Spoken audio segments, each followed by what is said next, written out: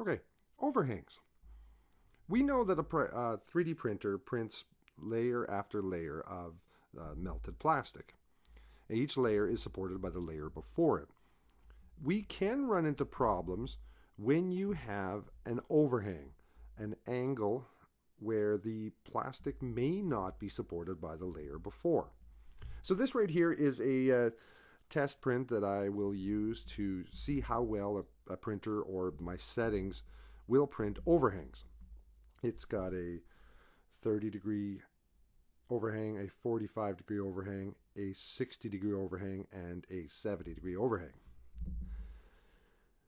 So if you take a look here, let's start. 30-degree overhang, printed pretty flawlessly. 45-degree overhang, also printed really good. There's a little bit of a grooble there, but nothing serious. Most printers can handle a 45-degree overhang without any troubles. But you'll notice as we get up to this 60-degree overhang, it's drooping. And there's a grooble right here.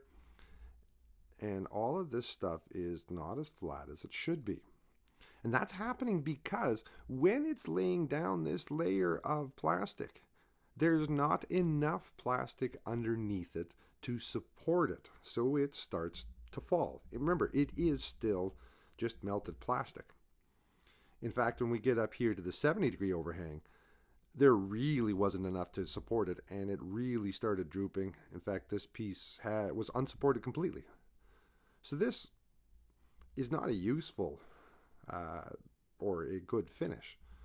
This could possibly work, but that 45, I could trust that without any support whatsoever. Bridging. Bridging is different than overhangs. In an overhang, the piece will print out in open air. Bridging has it supported on one side, supported on the other side, and then bridging the gap. Printers can handle different amounts of bridging. It all depends on your settings. Now here's a test piece that I print. It's got several different bridges, each of a different distance, and allows you to kind of check to see what your printer can handle, what your settings can handle. So you'll notice here is the shortest bridge, and even it has just a little bit of droop. It was able to take from this corner and go to that corner and print out with a minimum of drooping. Now as it's printing, there is a fan cooling it, so it droops as little as possible. So the faster it cools, the less time it has to fall, but it's still not perfect. And you'll notice as we go up to a larger bridge and a larger bridge and a larger, the drooping gets worse. In fact, this top long bridge, there are loose pieces of filament just falling down here. If I look from the back, you can sometimes see a little better. That's a lot of drooping. See, this is the height it should have been, and anything where it's fallen down is how much it's drooped. Now you'll notice the top layer is actually pretty flat.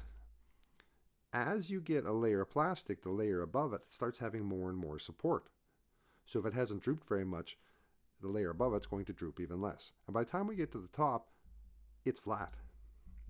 But I do still have this droop at the bottom. Now if we have two parts that are trying to fit together one inside each other perfectly, that droop is going to get in the way. You may have to clean it up. Or you have to build in looser tolerances, so bigger gaps essentially, so it'll fit. You can print things supported, and that'll minimize the drooping.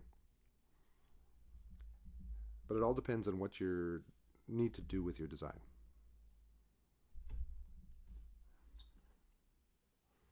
Here's a more extreme example of bridging. Now on this print, I actually turned the cooling fan off. So it did not, the plastic took longer to cool, so it had more time to droop. And you can really see how bad the drooping got. If I flip it to the back, you can see this drooping over here is so bad. There is just loose pieces of filament hanging out all over. This in my books, is a useless print because the top didn't even come out straight. You can see right here. Support. Here is a large Lego man leg that one of my students designed. Here is a design that's hollow on the inside. There's bridging, there's overhangs. We decided that in sake of making this curve right here as smooth as possible, to print it like this. Problem is, now inside you've got all those bridges.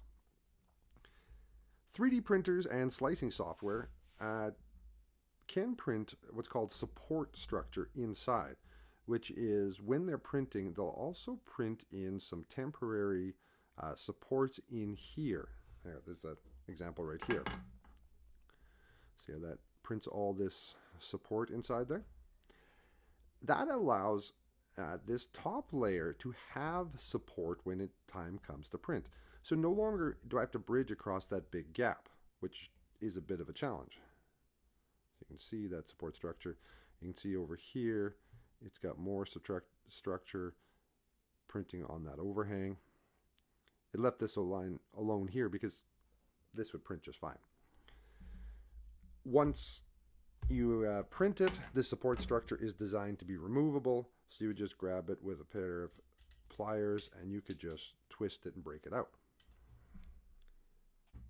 I've got one here where the print actually failed, so I can take it apart. And you can see all of that support structure printed inside. If you look on the back here, you can see these parts that would support the holes.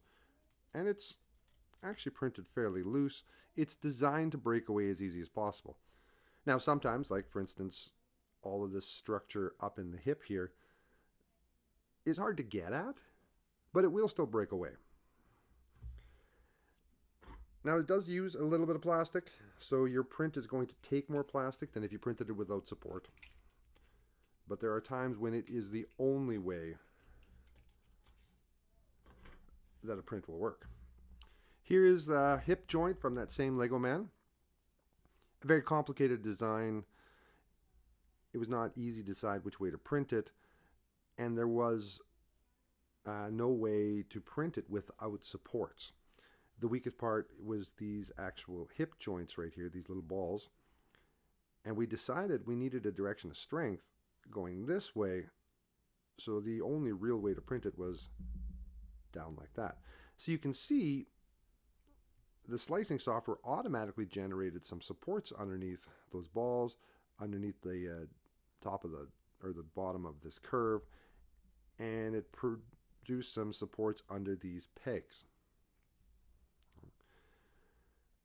This is a choice where there was nothing else we really could do to make it work right. And just when the time comes, once the print is done, you would just grab onto this support right here with a pair of pliers, and well, actually snapped away pretty good. It's not perfect underneath here. Sometimes you may need to file or sand it a little bit to clean it up. But it does work.